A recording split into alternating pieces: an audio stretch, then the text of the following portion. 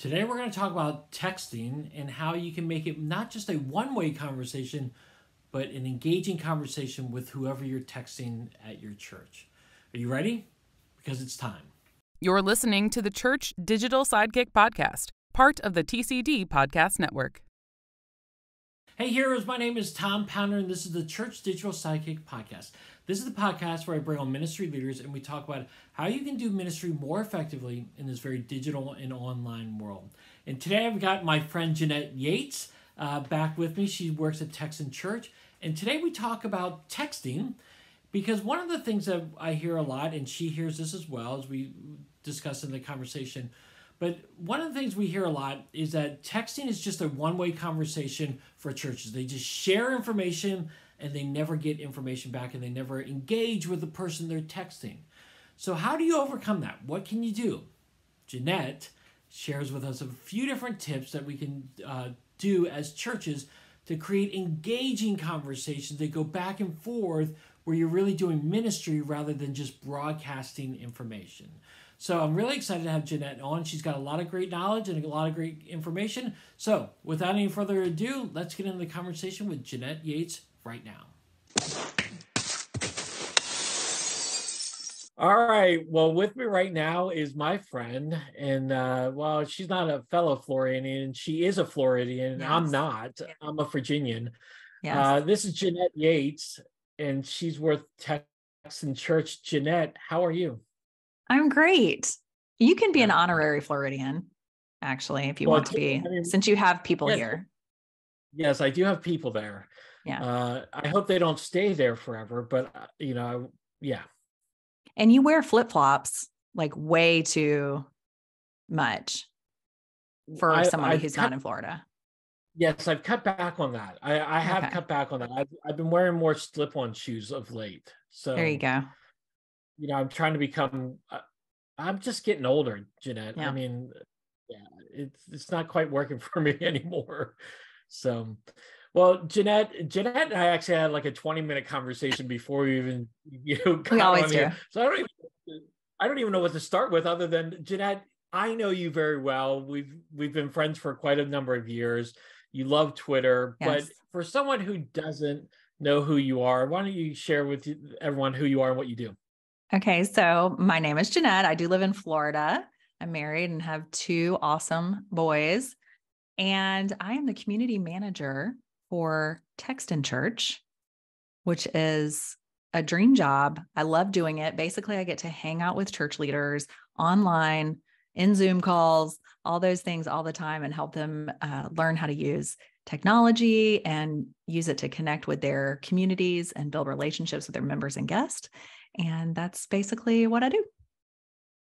I would say Texan Church is the premier texting service for churches to use. We use it at my church, and I am so glad we do. Yeah, So. Texan Church has been around for a little while now. So we are the leading provider of text messaging for churches. And one of the things that we really help churches do is learn how to use the platform in ways that make sense for their church, because we know that every church is unique, has a different set of members and different communities, and we want them to feel successful and like they're actually connecting with their members and their guests and their community, and not just yelling into the void, right? Yeah. Sending out spammy stuff or whatever. Yeah, and you run the Facebook group, right, for Texan Church? Yes, I'm that, all of our team tries to get in there and interact with our members in there, but we have a wonderful community there inside the Texan Church Community Facebook group, where one of the things I love about it is, like I just mentioned, every church uses technology differently, whether it's Texan Church or Planning Center or CCB or whatever, MailChimp, whatever. People are using all of these things differently. And so to have a place where they can come and say, okay, how are you using these tech tools to really do ministry? And I know that's something that's near and dear to your heart, Tom, because you've been doing that through your digital boot camp for a long time, where you're really just helping people not just use technology, but use it in a way that's kingdom building and progressing toward that goal of sharing the gospel. So, we want to have this hub, have this community of people that have that like-minded thinking of, okay, so I've got this texting tool, now what? And so different churches, we've got pastors, we've got, church administrators, we've got youth pastors that are also the tech person. We've got all these different people from all different contexts, right? All different contexts coming in and kind of sharing and encouraging each other, which I just absolutely, that's my favorite thing. So. Yeah. Well, and I know you've had experience with this because you've been on podcasts before but you've also hosted your own. But one of the new things you guys just started doing at the end of last year was you guys came up with a podcast. So tell me a little bit. I've listened to a few of the episodes and I love them. They're short, they're sweet, they're right on. They're very focused. But tell me a little bit about your podcast and why you guys actually chose to start a podcast. Well, first of all, as you're well aware, Tom, I am a podcast fanatic. So I could start 10 podcasts today because I have that many interests and I love podcasting. But, finding the right podcast that would actually serve our community was one of the things that, like, every time I'd be like, oh, I have a great idea, let's do a podcast. They're like, okay, Jeanette, calm down.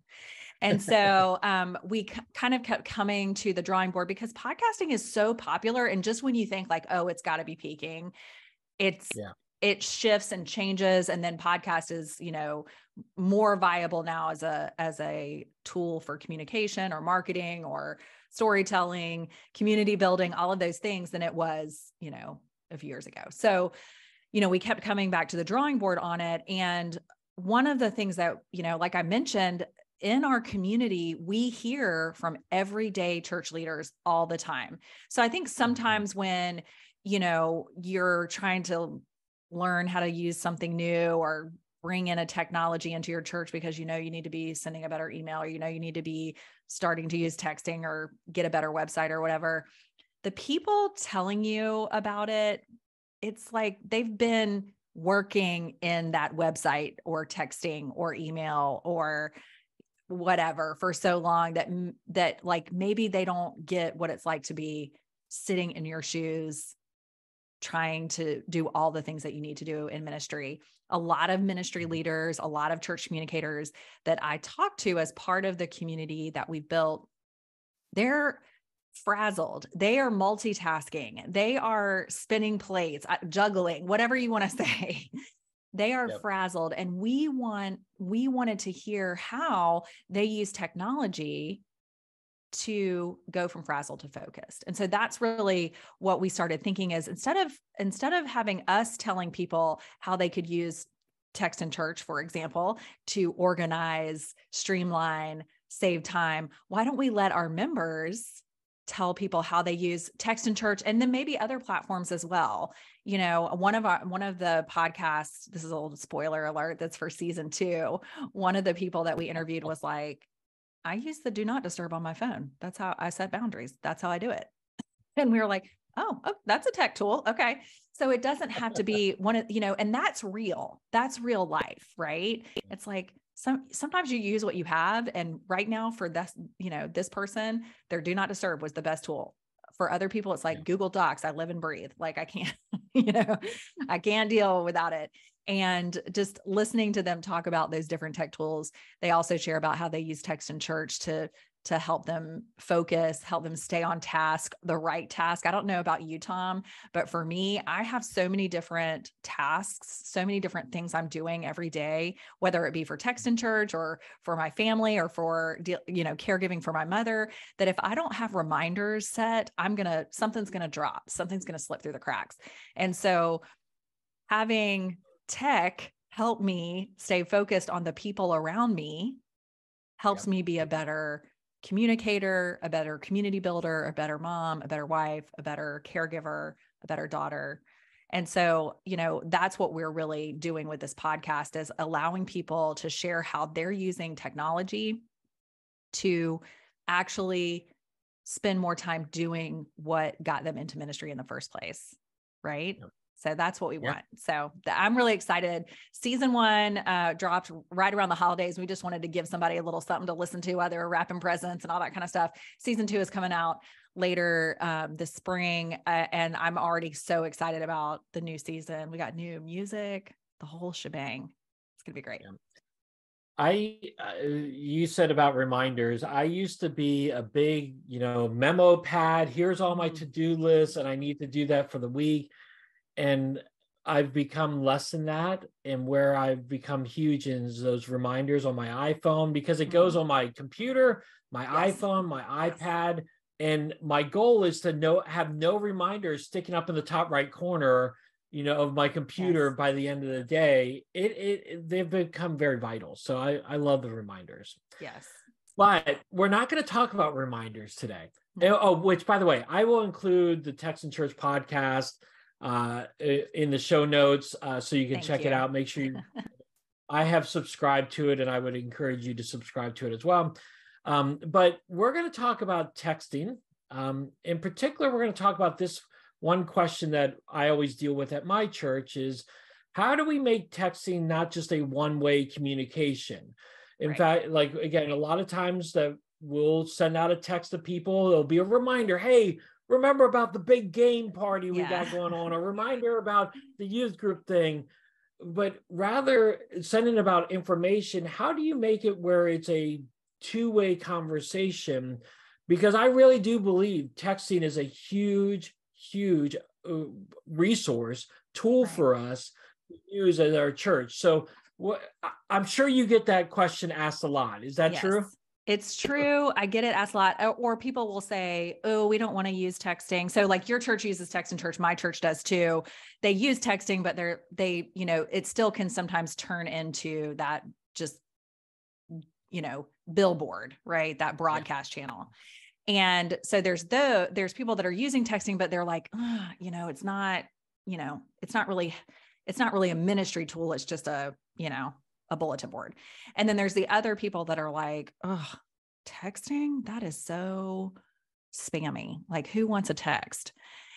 And so to kind of combat both of those objections, like, it's just one way, or, we don't want to use it because it's, people don't like texting because it's spammy.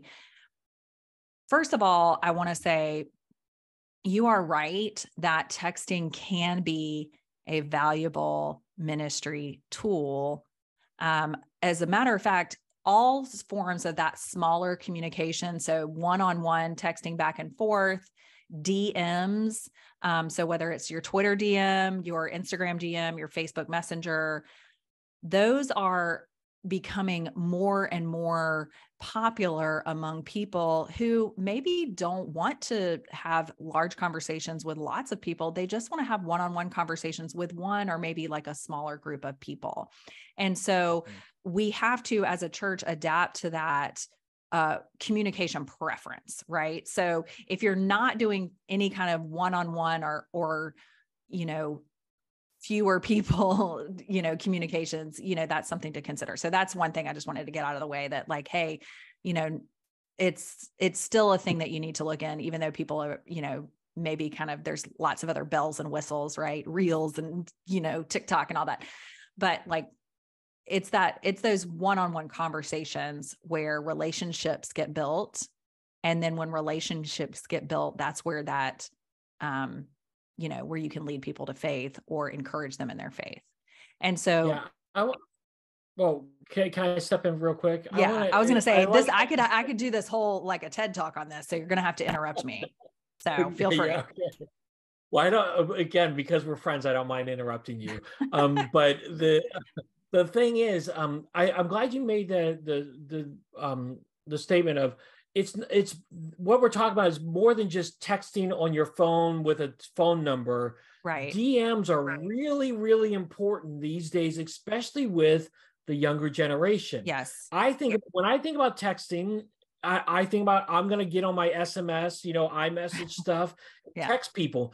But I've discovered that there are certain people that won't respond to my text message, but they will respond to my Instagram DM or my Yes. Twitter DM. You and I go back and forth all the time. Oh, yeah. We're DMing on Twitter. We're doing texting. I mean, a lot of people use direct messages. Right. So you can think of it like that too. Like, even though we're going to be talking about texting and text in church and how that works to have those conversations, think about the conversations you have with your friends in DMs. It's that same kind of conversational tone. So switching over to using texting, one of the easiest things you can do to stop using your text messaging platform, I hope it's Text in Church, but there are others, to stop using it as a broadcast platform. First of all, you want to make sure that your texting platform is like Text in Church and that it gives you a local phone number that's a 10-digit number so that it doesn't look like a marketing spam text, right? It's coming from a local number that people can recognize. And hopefully they've saved in their phone as, oh, this is my church texting me, right? Yep. So that's one thing. And then the second thing I always bring up is, now I hate a broadcast message in general, but I live in a hurricane area of the country. Some people that work with me live in tornado country. So there are times when a broadcast text, email, whatever is appropriate. So it's not that you would never use texting to broadcast important information. However, there are some things that we send out as a broadcast that could be, or that could have a more conversational tone. Yeah. So one of the examples I use is, instead of texting all of your members, red alert, we need VBS volunteers. Sign up at the link here. That is a broadcast. You're not asking to engage in any kind of conversation. You're just yelling at them that you need help and here's how they can help you. Right? Now, as someone who has needed volunteers before, I'm not shaming you for doing this, because I know sometimes you're down to, you're nervous, you're getting stressed out. We do that. But what if we took a moment and said, okay, let me look at this members list. Okay, I have a list of people who have volunteered in the past. I'm going to put them in a group, and then I'm going to message them, and I'm going to use my Text in Church platform, let's say. And instead of saying, hey, everyone, we need VBS volunteers, I say, hey, Tom, I wanted to let you know that we are looking for volunteers again this year for VBS. Are you in? ? Don't put a link. Don't put a link. Let people respond back to you. No, I'm not in. I'm going to be on vacation that week. Yes. Or tell me more. And guess what you just did? You started a conversation. Well, here, let me say this too. I like the fact that you said, hey, Tom, you inserted the name, and someone might be listening and saying, oh, does that mean I have to do these all individual one by one? No, Text in Church makes it easy, right? For you to insert someone's name. Yeah. So you could click, I want to send this group of my previous volunteers that I made. So I have a group called Past Volunteers. When I go into that platform, I can select text. You could email them too, actually, into that site, Text in Church and stuff. I want to text this group. And then when you type the message, you have the opportunity to add message variables, including first name. And so Tom's going to get one that says, hey, Tom. Jeanette's going to get one that says, hey, Jeanette. And, it's going to be more personal. And then you're getting responses back that let you know how to target your information better. So then you have all these replies back that say, I'm out. Well, then you can remove them from that group. If people are saying, yes, I'm in, you can continue the conversation, maybe then give them the link. Okay, sign up here. You can pick which spot you want. Right. Yeah. Mm-hmm. So it's a short conversation, but it's a conversation. Right. And then, that is one of the easiest things to do, is like, write the message, not like you're writing an e-blast or a text blast. write it like you're talking to one person, and then use that name, use the person's name in the text message, right? Yeah. And that automatically is more personal, more conversational. So even when it's something that, you are needing volunteers, needing signups, you can still pose it as a personal question, like, hey, are you going to be able to go to Fall Festival this year? Whatever, like it's a little bit more conversational. Well, I like that. And in fact, I actually like it when you guys, Texan Church, sends me an email about, for instance, the Engage conference. Right. I like it. You guys make it personal when you say who's sending the text. It's Jenna sending the text, right, or it's Tyler. And I've seen other organizations do the same thing, because then I'm like, oh, and I can actually visualize Tyler, or I can visualize Jenna. And I'm like, okay, Jenna's sending me this. Now, again, I know she's probably sending that exact same thing to everybody. Right. But right. it does make it more personable. And it might be like, hey, I want to text back to Jenna about this, or Tyler about this. Right. So. Well, and we do a good job. Another thing that churches can do that make things more personal is not just texting, because even the example I just showed or just told was, I needed something. I needed volunteers, but instead of just yelling that, I kind of engaged in a conversation, but in the end, I'm still needing a volunteer, right? I'm still, like trying to start that conversation. And sometimes you're continuing the conversation, right? Sometimes you've already talked to this person at church about volunteering, and then you're sending this message, right? So in some cases it's, extending it, but, in a lot of cases you're starting that. Well, another thing that churches can do so that when that text from the church comes, it's not like, oh, what now? What do they want now? What do I got to sign up for now? Is just periodically texting encouragement or texting. So like, you're not asking for anything. You're just saying, hey, I just wanted you to know, hey, Tom, I just wanted you to know we prayed for you in staff meeting today.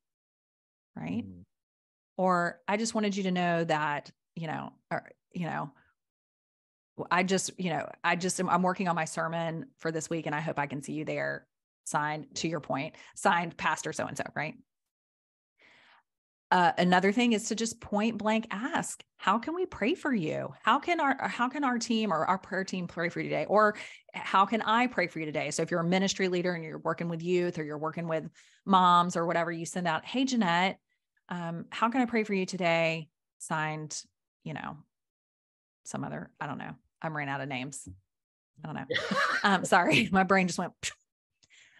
And then people reply back. You then have a way you can pray for them. And sometimes you can text them right back with a quick prayer, add them to your prayer list, maybe go back later in the week and say, hey, I just wanted you to know, I prayed for you this morning during my quiet time.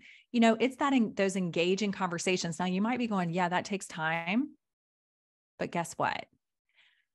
First of all, you can schedule some of those initial texts. That saves you time so that you can spend more time praying, responding, engaging, connecting.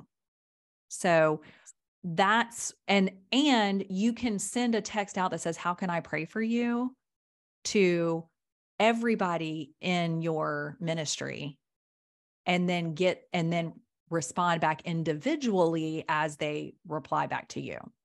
So you're only having to type, how can I pray for you, once, and then you're engaging in those conversations throughout the week with those replies back.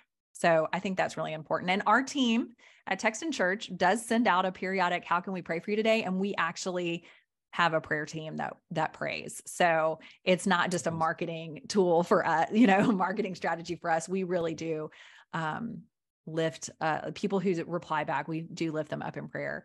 And so it's something that is a strategy to engage in conversation and engage and connect, but it's not a strategy that has no purpose, has no meaning, right? Yeah. No, I agree 100% with you. And again, I've thought, again, ministry leaders, we have so many things on our plate. We're doing so many things. But the reality is we've got in the ministry to help people discover God and come into a relationship with him. And so to say that, oh my gosh, it takes so much time to interact with people that's part of our job. That's the Right. big part of our, I would kill for those conversations. That's what we Right. want. We want those kind of conversations. Just because they happen on a phone or on a computer rather than in person, that doesn't make it any less meaningful. I like what you're saying. It starts the conversation so that you can follow up with them again digitally, or the next time you see them at church, you can Yes. go up to them and say, hey, how is that going? We prayed for you. Like, there's lots of opportunities that you can use that, again, just to start the conversation. So Yeah, it's a great way. And like one of the things I like about the text and church system, which is the only system I can speak to, right? So, but with those reply backs and everything, like you can go in and say, look at, so I could go into my system and look at the conversation history that Tom Pounder has had with, so I can see past prayer requests. I can see my past replies, all of those things. And that gives you a record. And, it's like, I know that you probably heard this in, some Bible study where it's like, write down your prayers and then write down the answers that you get and see that. Well, this is kind of that same thing where you can go back and see the conversation and how it's developed. So like for me, now that I work, I used to be just like you, Tom, and use text in church with my church. I was the communications manager there and I used it. And now I'm on the team. So I can actually go back and look at the system and I can see how my quote relationship with text in church and the people on their team has evolved over the years, and how I went from help, I don't know how to do this. What do you mean by that? I still don't understand. Help me, help me, help me. To actually, like engaging in more meaningful conversations with team members as I learned how to use the platform. And then of course, now the conversation history is different too, because I'm on both sides of it. But, I think if you look at that from a church and pastoral perspective, discipleship perspective, you can see how these conversations, how your relationships with people have developed over the course of those conversations, even though those texting and email conversations are only part of the story. They're not the whole story. Yeah. They're part of it, but it's a good little record to have as well. Yeah, I love it. I think that's great that you can be able to go back and check out that stuff. One of the things, you and I have talked about this before, but one of the things I really like to utilize Text in Church for is to text out devotionals. We send out devotional encouragement. And even in that, you can make it a two-way conversation, because you can say, hey, today we're reading Genesis chapter 32. Read it and then reply back to me something that stood out to you in that chapter. Yes. And again, most of the people won't respond to me, but there are people that do respond and say this. And again, that enables us to have a discipleship opportunity and a discipleship conversation beyond just, hey, read Genesis chapter 32 today. Yeah. And then leave it like that, Well, and that's the thing, is like one of the easiest ways to start a conversation is ask a question. And it's like when I say that and you hear it right now, you're like, oh yeah, that's how I start all my conversations. Like in real life, when you meet somebody, you say, hey, what is your name? ? Whatever. And then you start, how did you hear about this coffee shop or what, usually conversations start with a question and then you go back and forth. And so I think when in doubt, like ask a question, or like in your case, you weren't even asking a question. You were just like, share your takeaway, share what you learned, or share something that you felt. And so like sometimes it doesn't have to be a question, but you're giving them, as we like to say in the biz, a call to action. You're asking them to do something. So I think that's, a great idea as well. But in the grand scheme of things, technology is not the answer in the way that a lot of people think. Like if I just had better graphics, my Instagram would be better. If I just had this tool, then my, I would be able to get all of my volunteer slots filled. It's in the grand scheme of things, it's the relationships that you're building and using technology, whether it be texting or DMs or engaging in conversations in online groups or whatever. That's going to be what, it's that relationship building that's really the point. And technology is really there just to help you be able to do your ministry work more efficiently, more effectively, and with a little less frazzle, as we like to say, a little less frazzle, a little bit more focus. Yeah. No, that's awesome. This has all been great. Okay. So, these are great tips that people can have when texting. Is there anything else that you would add to this? Well, so I think, first of all, I would love anybody to, and I know, Tom, you probably have a link too that you can share with them. I would love people to try out Text in Church. We do offer free trials. Of course, you can also just, Tom, feel free to share my contact information. They can hit me up on Twitter or Facebook or even Instagram and talk to me about more about what it means to really use technology, specifically texting, but I'll talk to you about anything technology and ministry related. But I really think that investing the time in learning how to use a tool well, and really, another thing that, I keep saying tool, but like Text in Church would say, no, it's a solution, not a tool. So it's, we're helping, we want to solve the problem of you not having enough time, of you feeling like you're always trying to keep a leg up. So, if you want to talk more about that, or if you want to figure out how Text in Church might be able to be a solution for you. And then if you want to talk strategy, I'm definitely in for that, but you can attend. I do live demos once a week for Text in Church. I'm happy to do that, or just y'all can shoot me a DM and I'll be happy to chat with you individually as well. Cause like we mentioned, the DM situation in social is blowing up, right? Like that's where it says it's going down in the DM, because that's where people are really like talking back and forth and asking questions. They feel a lot more comfortable doing that than sometimes like in a big Facebook group or on a Facebook page or an ad or something like that.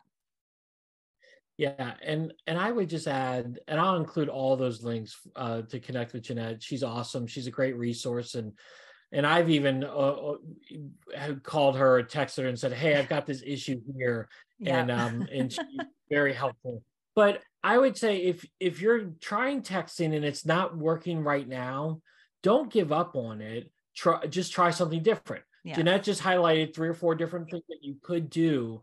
Just keep on trying at it, because what's the thing? It's over 90% of the people who get texts are opening them. So they're going to see it. So the question is, will they respond to it? And are you giving them something to respond to, or are you just telling them, hey, sign up for we need more volunteers, sign up for it, And one more thing I would add, we did talk a little bit about automation or scheduling, and that sometimes can turn people off. They can say like, ooh, that sounds very robotic. Like, I don't want people to feel like we're trying to use a bot to, do ministry. And I want to encourage you that, first of all, any message that you schedule, you're typing ahead of time and scheduling it to go out at a time that makes sense for you. So when we talk about that time management piece or allowing you to have more time, you may be a bivocational person, or you may be somebody, that maybe you work for the church, but within the church, you're quad vocational. You have 4 different roles, right? And you don't have time to text everybody during the week to ask for prayer and all that kind of stuff. So you can sit down and say, I want to pray for everybody in my youth ministry once a week. And I want to be intentional about that time. So I'm going to schedule an email, or why do I keep saying email? It's called Text in Church, y'all. Goodness gracious. I'm going to send a text. I want to schedule a text to go out every week, to ask how I can pray for the people in my ministry. Now, when you have time to actually sit down and schedule that out, that may be 9 p.m. on a Monday. Yeah. You don't want to send that out at 9 p.m. You want to schedule that, right? And so you can schedule that, but you're still writing that. You're just scheduling it to go out at a time that's going to make sense, even if you're having to write it at midnight or 9 p.m. or something. So that's where that, that automation or using a scheduler, it's not taking away the ministry portion. It's taking away the schedule portion, the inefficiency, or maybe you say, oh yeah, I can take 3 seconds to send out this text in the middle of the day tomorrow, but you're going to get busy, right? You're not. And so this helps you kind of stay focused. And then with, we also have some automated where you can schedule a series of messages, like you mentioned with the devotionals, Tom. Okay. Well, that can sound, this is an automated thing that's going to just automatically send out all these devotionals. Well, you're still writing the devotionals. Your pastor's still writing the devotionals. You're still writing those emails and texts.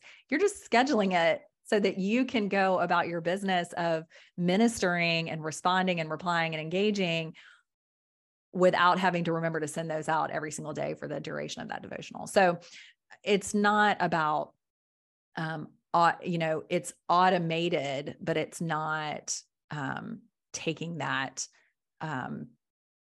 it's not taking the ministry away from you. It's giving you more time to do the ministry. Okay. The scheduling feature is the best thing not the best thing, but it is an amazing tool within Texan Church, because I've scheduled things out days ahead of time. It saves me time and whatnot. And the automation stuff too is, again, from a devotional perspective of what we've really been committed to at my church, it has been a time saver, and that stuff lives there, and anybody can do that Bible study at any time throughout the year. Yeah. And it's done. I've put the same amount of thought in it. They're just reading it at a different time of year than when I originally posted it. So again, it's just so helpful, and there's great tools there. Okay. I know we're getting ready to wrap up because I know that podcast is almost over, but let me just tell you this one story, and I will give you the link so you can share it in the show notes. But one of our members shared recently in our Facebook group that he created a 365-day workflow that sends encouraging messages to people so they have a ministry that serves people in cancer treatment, and that those patients can sign up to receive these daily encouragement devotionals. And he shared that with us. And so I'll share the link with you, because that's another way that the scheduler and using texting for ministry, that's how that really works. And of course, he's engaged in conversations with some of those people. And so it's just another really great story. Okay. I'm sorry. I just wanted to throw that in there. One more thing. Yeah. No, I like it. We've been trying to wrap up for 10 minutes now, and it's been like, but no, it's been good. Okay, so I'll include all of Jeanette's links. She'll have that stuff. Again, one of the best ways to get a hold of her is on Twitter. That's where we first met. And we have met in person before. Finally. So that's, yes. So that's been good. But yes, Jeanette, it's always great having you on. Thanks for being on the podcast. Thank you for having me, as always. I love hanging out. All right. So what stood out to you from that conversation? I know Jeanette and we go back and forth on a lot of different things. We've known each other for quite a number of years, and she's a wonderful person, but she's got so much knowledge, so much information. What is it that she said that stood out to you? What encouraged you from this episode? I would love to hear your thoughts so that we can have this conversation carry on online some more. Hit me up on Twitter at TA Pounder or Jeanette Yates. All her information is in the show notes, so definitely hit her up as well. We would love to talk a little bit more about how you can have engaging conversations with people from your church to other people that you're doing ministry to. That's, again, engaging conversations, not just one-way conversation. So share with us there, and we can have that conversation online. All right, that wraps it up for another episode of the Church Digital Sidekick Podcast. As always, if you enjoyed the conversation, I would love for you to subscribe to it. It's on YouTube, it's on Apple Podcasts, it's on Amazon, it's on all different kind of platforms. So go to your favorite podcast host, subscribe to it, and get these updates every single time we've got a new episode out. They come out very regularly, so definitely hit the subscribe button today. All right, heroes, well, I hope you have a great rest of your day, a great rest of your week, and until next time, have a great one.